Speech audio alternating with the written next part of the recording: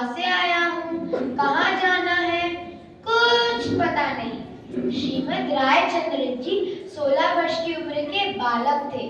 तब वे मनन करते थे, मैं कौन हूँ, आया कहाँ से, और मेरा रूप क्या, संबंध दुख में कौन है, स्वीकृत करूँ परिहार का, इसका विचार विवेक पूर्वक शांत होकर कीजिए, तो सर्व आत्मिक ज्ञान के सिद्धांत का रस पीजिए। देखो मैं कौन हूँ, इसी महान महाज्ञानता के कारण महान पुण्योदय से मिली मनुष्य पर्याय का सदुपयोग नहीं कर पाते और पैसों की तृष्णा में, सभ्यता की दौड़ में दिशाहीन होकर यहाँ से खाली हाथ चले जाते हैं। अमर मान कर इस जीवन को परभवहाय बुलाया, चांदी सोने के टुकड़ों में फूला नहीं समाया। देख मूढ़ता ये मानव की, उधर काल मुस्काया, अगले पल चला इधर से, नाम निशान न पाया। आज चारों ओर फैलता हुआ भ्रष्टाचार, अनीतियां ये संकेत कर रही है कि आज धर्म की विराधना हो रही है और अधर्म की आराधना हो रही है। ऐसे समय में जब दुनिया धर्म से विमुख है, तो आज हम सब भगवान महावीर जिनालय में तत्व प्रेमी तत्व ज्ञान हेतु उपस्थित हुए हैं। यह कुछ अद्भुत और अलौकिक बात ही है।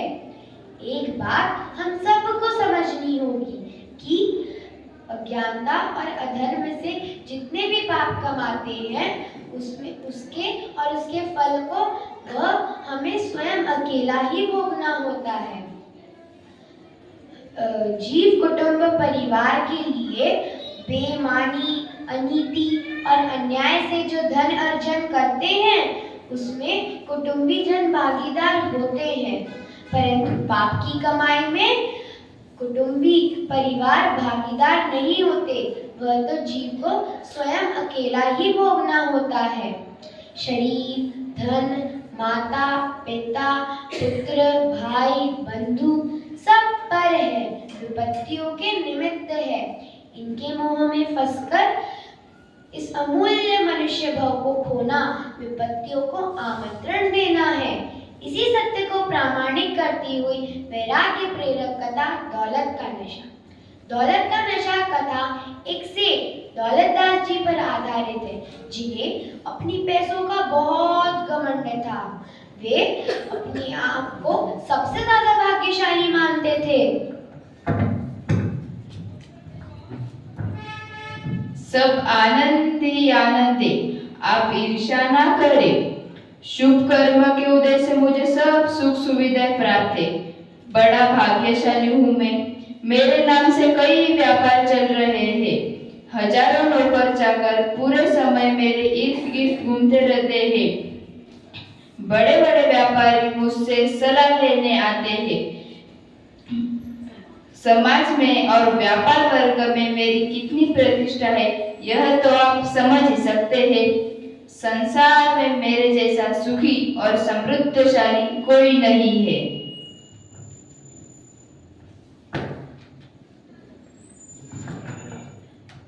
जैसे ही सेठ जी घर पहुंचते हैं, तो उनकी चारों ओर से सेवा शुरू हो जाती है। सब उनकी आवभगत करने लगते हैं, चाहे वो उनकी पत्नी हो, बहुएं हो, बेटे हो। सेठ जी बहुत ही उदार थे। जो बेटे, बहुएं, पत्नी उनसे मांगे, वे उनको तुरंत ला कर देते थे। वे किसी को नाराज नहीं होने देते थे और सेठ जी निरंतर अपने भाग्य की महिमा गाते ही रहते थे।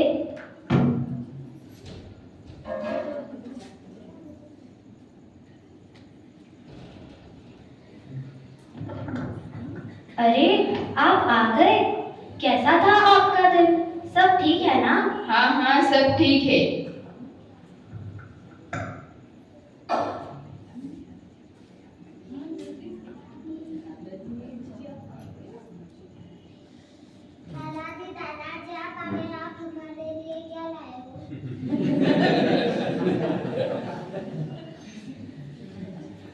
कुछ नहीं।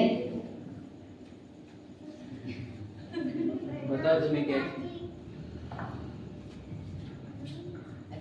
आओ क्या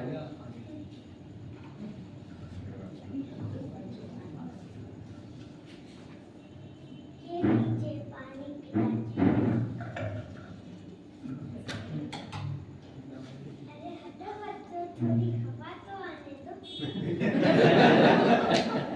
चलिए पिताजी, भोजन तैयार है। चलो चलो बच्चों, भोजन करेंगे। हाँ हाँ, चलो सब हाथ मुंह धो लो, हम भोजन की थाली लगाते हैं। हे प्रभु, तेरी असीम कृपा से मेरे पास सब सुख मौजूद है। 3 लड़के हैं, तीनों भी शांत स्वभाव वाले आज्ञाकारी हैं। मेरे पसीने पर अपना खून बहाने वाले हैं और उनके बहुए पोता पोती कितना प्यार करते हैं मुझसे। हे प्रभु, बस इतना उपकार करना, मेरे घर परिवार व्यापार को दुनिया की बुरी नजर से बचा कर रखना। झूठी है दुनिया रे बाबा, झूठी है दुनिया सारी, झूठी है दुनिया रे बाबा, झूठी है दुनिया सारी। अरे पंडित जी, आप ये क्या गुनगुना रहे हो? झूठी है दुनिया, कुटुंब परिवार नारी झूठी है। मेरे सुख में सुखी सभी जन, मेरे दुख में दुखिया होते हैं। मेरे हंसने पर हंसते जो, मेरे रोने पर रो देते हैं। मुझे खिलाकर खाते हैं, मुझे सुलाकर सोते हैं। मैं स्नान करूं तो बेटे पाँव आनकर धोते हैं। बहुएं भोजन लाती है तो नारी नीर पिलाती है। बेटे बहुएं पोता पोती कर कर के हवा सुनाती है। अब आप ही बताइए पंडित जी, मैं अपने कुटुंब को झूठा कैसे मानूं? अरे सेठ जी, और कुछ बाकी रह गया है क्या? तो वह भी कह दीजिए। आप तो सच में बहुत भाग्यशाली हो। अब जब पा ही लिया है तो इस वृद्धावस्था में अपने आत्मकल्याण में क्यों नहीं लगते? या फिर और कुछ बाकी रह गया है क्या? अरे पंडित जी, आप ये कौन से कल्याण की बात कर रहे हो? इस सुखद परिवार में रहकर मैं मोक्ष ऐसा ही अनुभव कर रहा हूँ। अरे सेठ जी, आपकी भाग्य की महिमा हमसे तो नहीं कही जाती। पंडित जी, आप ऐसा क्यों कह रहे हो? क्या जो मैं अब तक करता आया वह सब मिथ्या है? अरे सेठ जी, आप नहीं समझ पा रहे हो कि आप मोह की नींद में बुरी तरह से फंस चुके हो। मैं आपसे इस बात से अवगत कराना चाहता हूँ कि जब संकट आता है तो सब साथ छोड़ देते हैं, कोई काम नहीं आता, मात्र अपने धार्मिक संस्कार ही काम में आते हैं। स्वार्थ के सब साथी है, दुख में कोई काम न आए आता, और जब जीवन दीपक के बुझने पर सब दूर खड़े रह जाए। क्या मेरे पुत्र बहुएं पत्नी ऐसे हैं? हाँ सेठ जी, जिनके लिए आपने पूरा जीवन खर्च कर दिया है, वे ही अंत समय में कुछ काम नहीं आते। नहीं नहीं, ऐसा कदापि नहीं हो सकता। अरे सेठ जी, मैं आपके कुशल परिवार में फूट नहीं डाल रहा, अपितु धर्म मार्ग में सुख है इस बात से अवगत कराना चाहता हूँ, ताकि आप अपने परिवार समेत इस सुखद मार्ग में लगे, क्योंकि यह अवसर चूकने योग्य नहीं है। हाँ पंडित जी, आपकी बात अब मेरे समझ में आ रही है। तो अब मुझे क्या करना चाहिए? एक बार परिवारजन की परीक्षा करके देख लीजिए, ताकि आपकी आंखें भी खुल जाएगी और सबको एक सबक भी मिल जाएगा। परीक्षा कैसे लूं? क्यों, मेरा तो दिमाग ही काम नहीं करता। परीक्षा कैसे लूं? क्यों न मरने का बहाना करता हूँ। फिर पंडित जी आप आके ऐसा कुछ करना जिससे सबकी परीक्षा भी हो जाएगी। हाँ, क्यों नहीं। ब्रह्म जनित दुख को दूर करने का उपाय ब्रह्म को दूर करना है।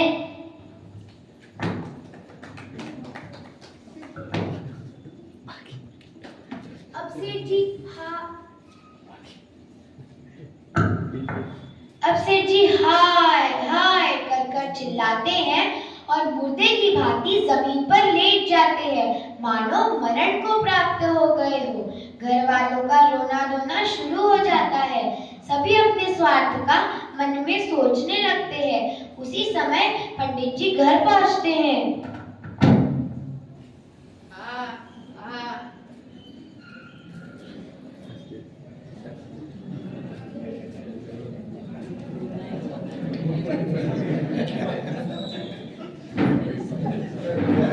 इधर थोड़ा सा इधर आओ इधर।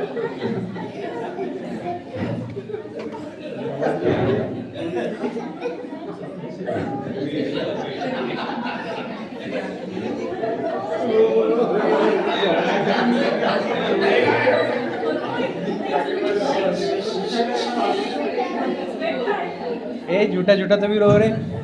अरे पिताजी, चले जाएंगे तो हम इतने बड़े व्यापार को कैसे संभालेंगे? हम तीनों एक दूसरे में व्यापार को बांट लेंगे ताकि किसी को भी परेशानी ना हो। पिताजी को काम करने के पहले ही कर देना था ताकि कौन सी जमीन किसके नाम है तो पता चल जाती।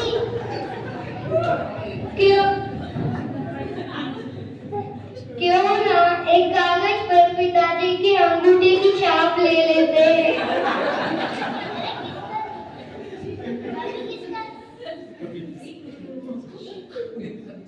हाय, आप चले जाएंगे तो मेरा क्या होगा? आपसे ही मेरा जीवन है। आपने आज तक मुझे सब सुख सुविधाएं दी है।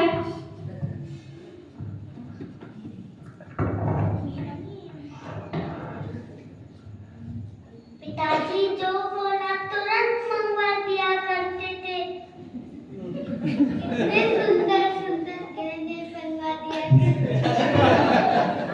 हमारे बच्चों को भी कभी किसी चीज की कमी नहीं होती थी। हाय, पिताजी जाने से हमारा कितना नुकसान हो गया।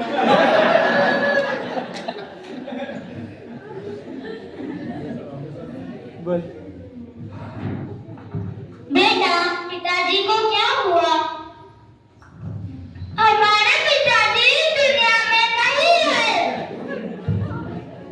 बेटा, मेरे पास एक ऐसी दवा है जिससे मुर्दे भी जिंदा हो जाते हैं। क्या?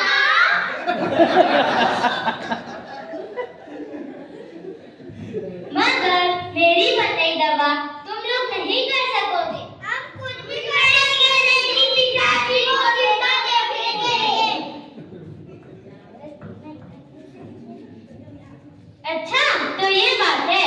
जाओ एक पानी का कटोरा ले आओ। बेटा इधर ये लो पंडित जी, पानी का कटोरा।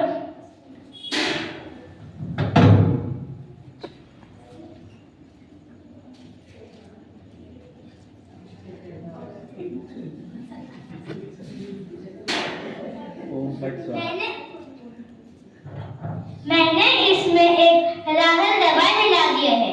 यह एक ऐसी दवा है जो विष जैसी है। अब तुम में से कोई इसे पी जाओ तो सेठ जी तुरंत जिंदा हो जाएंगे।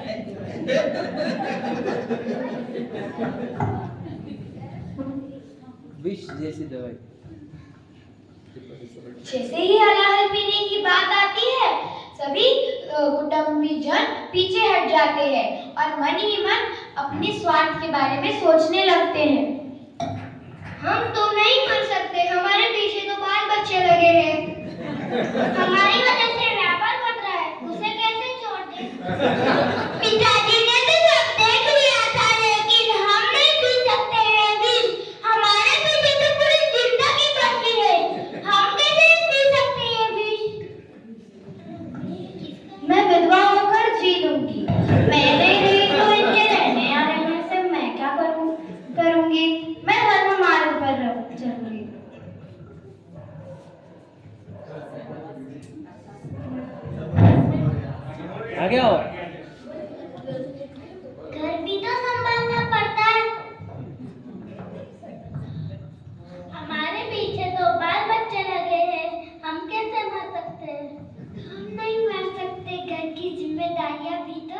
सेठ जी उठ जाइए।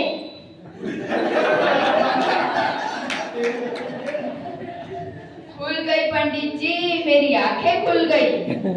आपका महान उपकार है। अब मुझे समझ में आया कि मैं किस भ्रम में जी रहा था। जिंदगी भर जिनके लिए सुविधा जुटाता रहा वे सब व्यर्थ था। सचमुच इस संसार में जरा नहीं भरमार, तार तार में भरा है इसके केवल स्वार्थ। अब समझ में आया आप सभी को, यह नाटक मात्र सेठ जी की आंखें खोलने के लिए नहीं था, बल्कि हम सब इस मोह के नींद से जागे और अपना परमार्थ प्राप्त करें।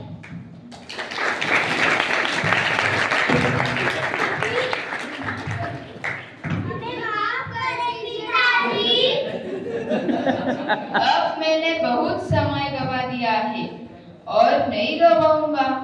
अब अपने आत्मा कल्याण में लगकर सुख की प्राप्ति करूंगा। तुम भी अपने धर्म मार्ग में लगो, यही मेरी आशा है।